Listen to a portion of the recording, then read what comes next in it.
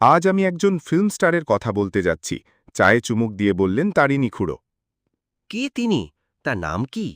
আমরা সমস্বরে চেঁচিয়ে উঠলাম। তার নাম তোরা শুনিসনি। তিনি যখন রিটায়ার করেন তখন তোরা সবে জন্মেছিস। তবু আপনি নামটা বলুন না। আজকাল টেলিভিশনে অনেক পুরনো ফিল্ম স্টারের ছবি আমরা দেখি। তার নাম হল রতনলাল রক্ষিত। তাহলে তো ভালোই হলো। তাকে ছবিতে দেখে থাকলে গল্পটা আরও জমবে। এটাও কি ভূতের গল্প? না, ভূত নয়। তবে ভূত বলতে তো শুধু প্রেতাত্মা বোঝায় না, ভূতের আরও মানে আছে। একটা মানে হলো অতীত, অর্থাৎ যা ঘটে গেছে, ভবিষ্যতের উল্টো। সেই অর্থে এটা ভূতের গল্প বলতে পারিস। বেশ, তাহলে শুরু হোক। তাকিয়াটাকে কোলের কাছে টেনে নিয়ে তারিণী খুড়ো শুরু করলেন তার গল্প।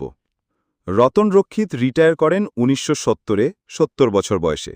শরীরটা হঠাৎ ভেঙে পড়েছিল, তাই ডাক্তার বললেন কমপ্লিট রেস্ট। তার আগে ৪৫ বছর ধরে একটানা অভিনয় করে গেছেন রক্ষিত মশাই।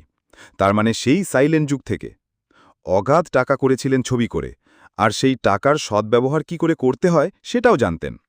3খানা বাড়ি ছিল কলকাতায়, নিজে থাকতেন আমহাস্ট স্ট্রিটে, আর অন্য 2খানা ভাড়া দিয়ে দিয়েছিলেন। এই রতন রক্ষিত কাগজে বিজ্ঞাপন দিলেন যে তার একজন সেক্রেটারি চাই। আমি তখন কলকাতাতেই ছিলাম, বয়স 50-এর কাছাকাছি। সারা জীবন টোটো করে ঘুরে, নানান রোজগারের পন্থা চোয়াই করে সবে ভাবছি এবার ঘরের ছেলে যখন ঘরে ফিরেছি তখন সেটেল করা যায় কিনা। এমন সময় বিজ্ঞাপনটা চোখে পড়ল। দিলুম অ্যাপ্লাই করে। রতন রক্ষিতের নামের সঙ্গে যথেষ্ট পরিচয় ছিল, ভদ্রলোকের ছবিও দেখেছি বিস্তর। তাছাড়া আমার যে সিনেমার প্রতি একটা স্বাভাবিক আকর্ষণ আছে সেটা তো তোরা জানিস। দরখাস্তের রিপ্লাই এসে গেল 7 দিনের মধ্যে।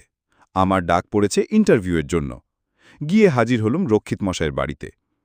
জানি ভদ্রলোকের শরীর খারাপ, কিন্তু চেহারা দেখে সেটা বোঝার কোনো উপায় নেই। বেশ টানটান চামড়া, ঝকঝকে দাঁতগুলো অরিজিনাল বলেই মনে হলো। প্রথমেই আমাকে জিজ্ঞেস করলেন তার ছবি দেখেছি কিনা। বললুম পরের দিকের ছবি তো দেখেইছি, গোড়ার দিকের কিছু সাইলেন্ট ছবিও দেখা আছে, যখন রক্ষিত মশাই কমিক ছবি করতেন। উত্তর শুনে দেখলুম ভদ্রলোক খুশিই হলেন।